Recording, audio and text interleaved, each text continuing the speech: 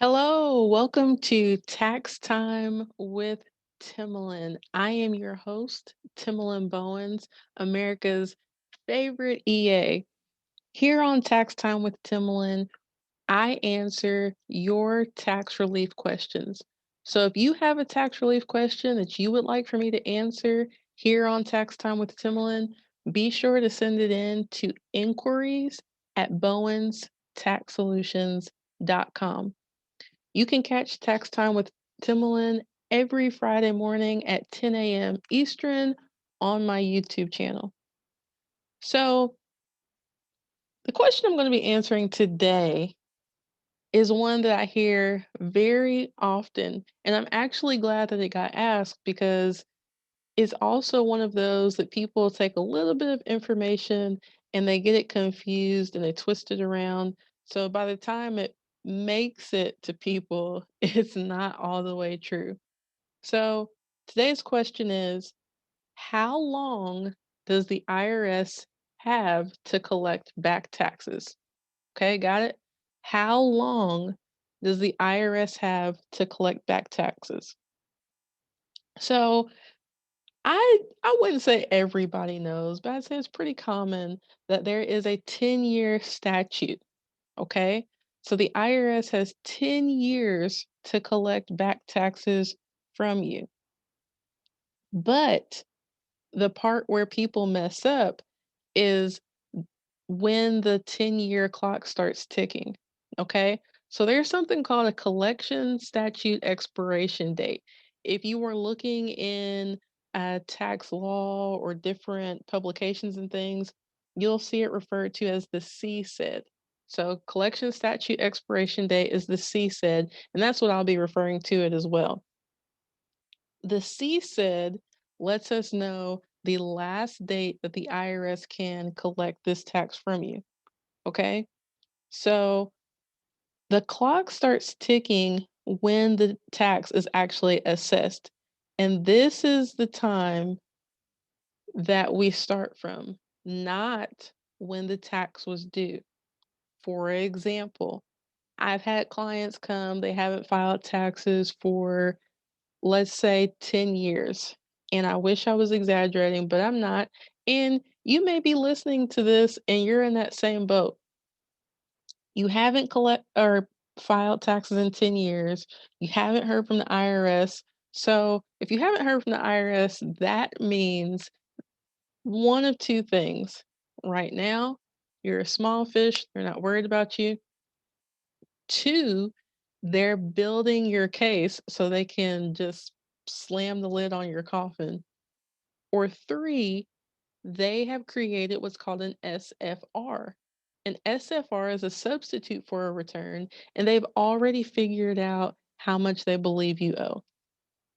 But if there's no SFR on file and you haven't filed, that means your tax has not been assessed. It is not assessed until you file that tax return or until the IRS does an SFR and puts that on your account to figure out what your tax would be for this year.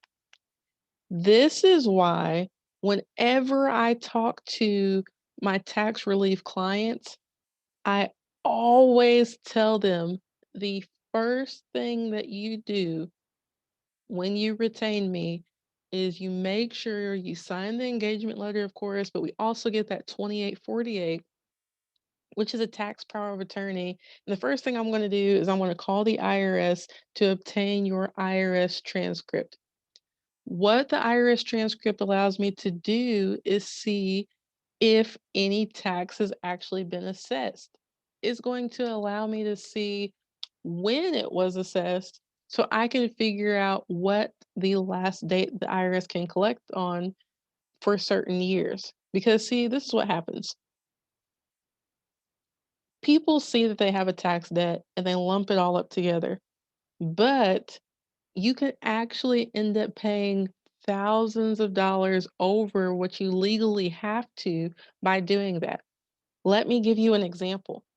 I had a client come to me that owed about $90,000, okay?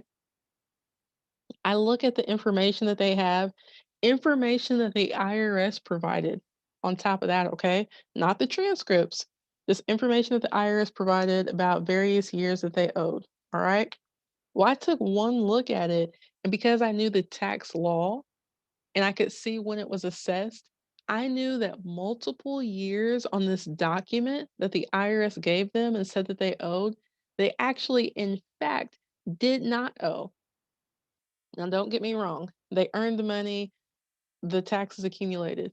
But because I understood the tax law and the CSED and how the 10-year statute works, I knew that the IRS did not have the right to keep on attempting to collect an amount of that from my client.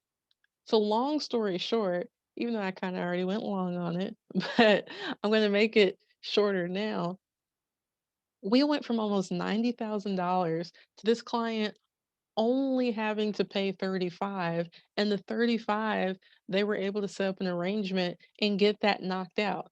Now, just this one law, understanding that took us from almost 90 to 35. I would say understanding the 10-year statute is pretty important, okay?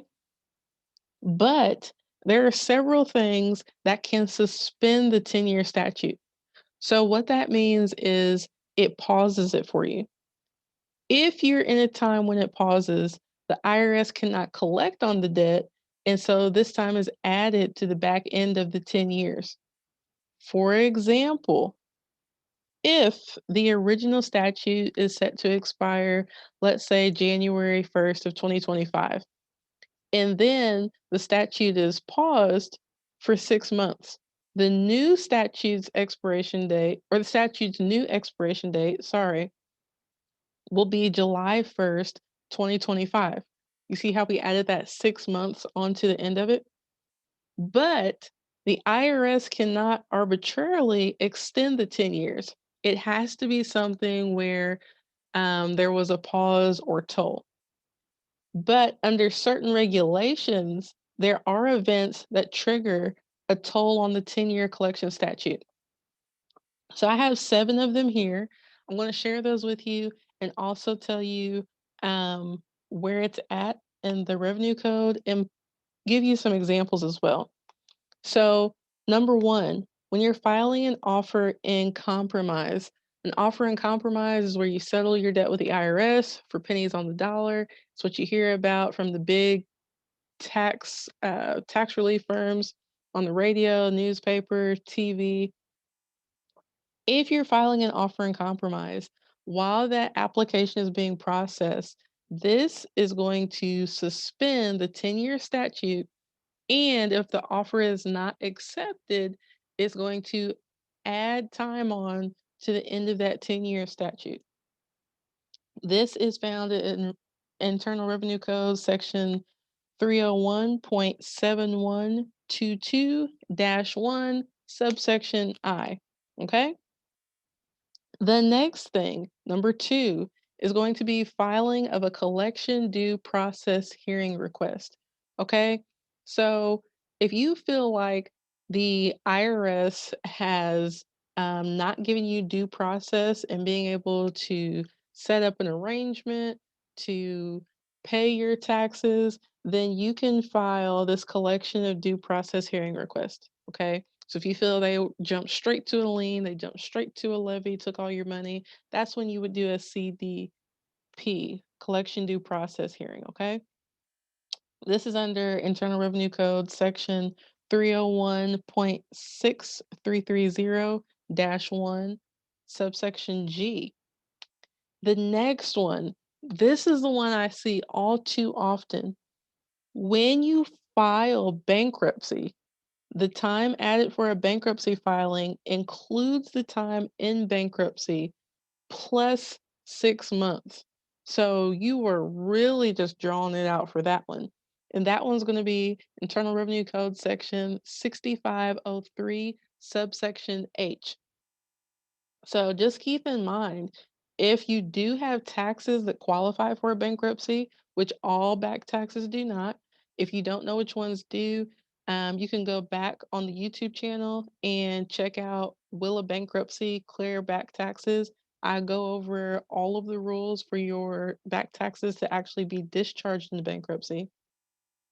But if yours qualify and they are in the bankruptcy, just keep in mind the time added for a bankruptcy filing includes the time in bankruptcy plus 6 months. So if you are able to get in that bankruptcy, you want to make sure you do everything you need to so that is not dropped and it can be taken care of. Number 4, a wrongful seizure of property or wrongful lien on property. This is going to be in Internal Revenue Code section 6503, subsection F. This is when the IRS wrongfully takes your property or wrongfully puts a lien on the property. There's going to be that toll where things are investigated.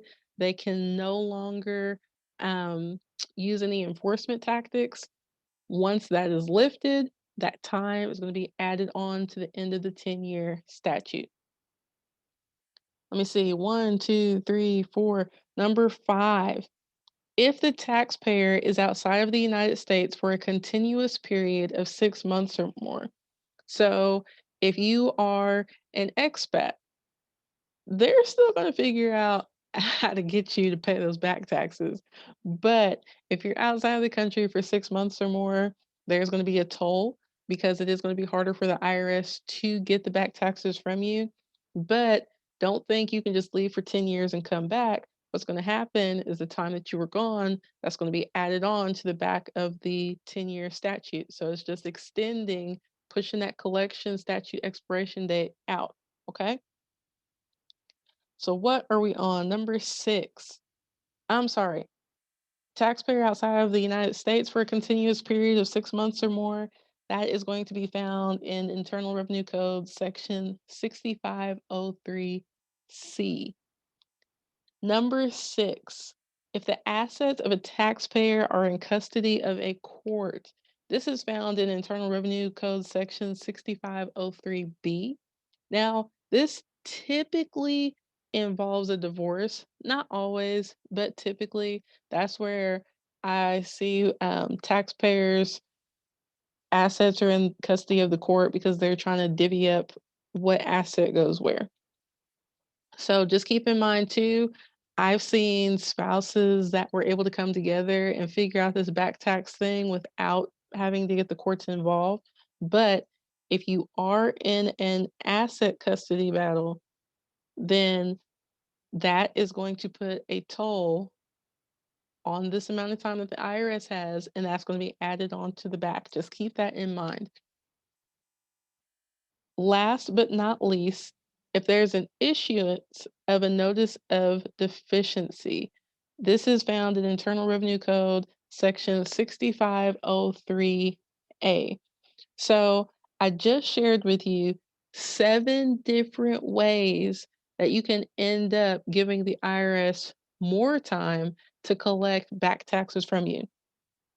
So yes, straightforward answer, the IRS has 10 years to collect back taxes from you.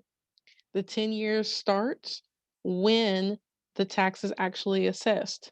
The last day that they can collect from you is called the collection statute expiration date, also known as the CSED. And then the 7 reasons that I gave you, which can be found in Internal Revenue Code section 6503 and Internal Revenue Code section 301.6330 and .7122-1 will give you those ways that you can add on to that time. But of course, nobody has time for that. So if you know you are nowhere near the end of the road and you just want to get the IRS off your back, but you don't want to do it alone, I would be more than happy to set up a call with you and my team to see if you're a good fit to work with us. At Bowens Tax Solutions, we specialize in resolving taxpayers' IRS issues. We work with taxpayers who have added on additional time, who know that the IRS has no more time, but they don't know how to advocate for themselves in front of the IRS. We're here to step in your shoes to fight the IRS for you. It's part of my personal mission, filling the tax literacy gap, one taxpayer at a time. I'm here for you. And like I said, I would love to see if you're a good fit to work with me and the team. You can book a call with us at www.bowens tax solutions. Don't forget the S because we have more than one for you.com. While you're there, don't forget to pick up your free copy of 7 Secrets the IRS Doesn't Want You to Know if you owe $30,000 or more. I will be looking for more questions from listeners like you. Don't forget to send them to inquiries at bowenstaxsolutions.com. I hope you've enjoyed this segment of Tax Time with Timalyn. And until next time, you stay out of tax trouble.